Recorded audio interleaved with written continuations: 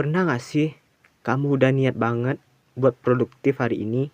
HP udah dijauhin, laptop udah dibuka, tapi baru jalan 5 menit, pikiranmu tiba-tiba melantur entah kemana. Kamu mendadak pengen scrolling medsos, atau malah bengong mikirin masa depan. Kamu berusaha mati-matian buat fokus, tapi anehnya, semakin keras kamu mencoba, pekerjaan itu malah berubah jadi beban yang sangat berat. Aku juga pernah ngalaminya. Pas awal-awal bangun channel YouTube ini, aku ngerasa semuanya enjoy dan menyenangkan.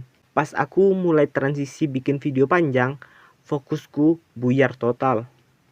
Pertanyaannya, ada apa sebenarnya dengan otak kita? Kenapa otak kita mendadak mendongkol dan mogok kerja tepat saat kita mau produktif? Di video ini, aku nggak bakal kasih wejangan atau tips motivasi klise. Aku bakal bongkar satu metode sederhana bernama metode 5 kenapa. Dan satu trik yang biasa dipakai oleh para game designer dunia untuk memanipulasi otak kita agar ketagihan bekerja. Tonton video ini sampai habis, karena di tengah video nanti aku bakal kasih tahu satu kesalahan fatal yang sering kita lakukan saat mencoba fokus, yang justru bikin otak kita makin stres. Alasan utama kenapa kamu gagal fokus saat mulai produktif sebenarnya sederhana. Otak kamu lagi bosan setengah mati. Waktu aku mulai malas bikin video panjang, aku nggak langsung maksa diri buat kerja. Aku coba duduk tenang, menerima kalau aku lagi nggak fokus, dan aku mulai menginterogasi diriku sendiri memakai metode yang bernama 5 kenapa. Aku bertanya ke diri sendiri berturut-turut, kenapa aku malas bikin video panjang? Jawabannya, karena proses produksinya lama dan membosankan. Aku tanya lagi, kenapa itu bikin jenuh? Jawabannya, karena aku nggak merasakan kesenangan lagi waktu proses syuting. Aku kejar lagi, kenapa kesenangannya hilang? Dan akhirnya aku nemu akar masalahnya. Karena aku lelah, pikiranku terlalu terdistraksi oleh banyak target. Ternyata gagal fokus itu bukan karena kamu malas, tapi karena tubuh lagi ngirim sinyal kalau energimu udah habis. Begitu aku sadar akar masalahnya adalah lelah, permasalahannya langsung selesai setengah jalan. Aku stop nyalahin diri sendiri, aku ambil tindakan, pasang mode pesawat di HP, dan aku putuskan buat fokus beberapa jam saja. Gak usah muluk-muluk seharian penuh. Nah, kalau kamu sekarang lagi mentok, bosan, dan gak tahu harus mulai dari mana buat mengembalikan fokus, coba lakukan 2 strategi ini.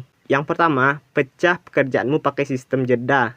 Aku menerapkan sistem ini jam 9 sampai jam 11 fokus bikin skrip. Setelah itu istirahat total. Lanjut lagi take video.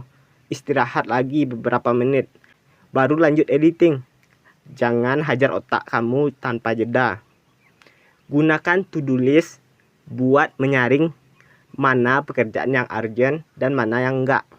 Kedua, ubah pekerjaanmu menjadi sebuah video game. Kenapa kita bisa betah main game berjam-jam tanpa gagal fokus? Karena di dalam game ada sistem tantangan dan hadiah. Coba bikin pekerjaan kamu seperti game. Bikin aturan mainnya sendiri. Misalnya, kalau kamu berhasil kelar ngetik 1 halaman ini tanpa buka HP, maka kamu berhak dapat hadiah minum kopi susu favorit, atau segelas matcha, atau main game 10 menit. Ketika pekerjaan dianggap sebagai tempat main-main yang terstruktur, ketenangan di otak akan rontok.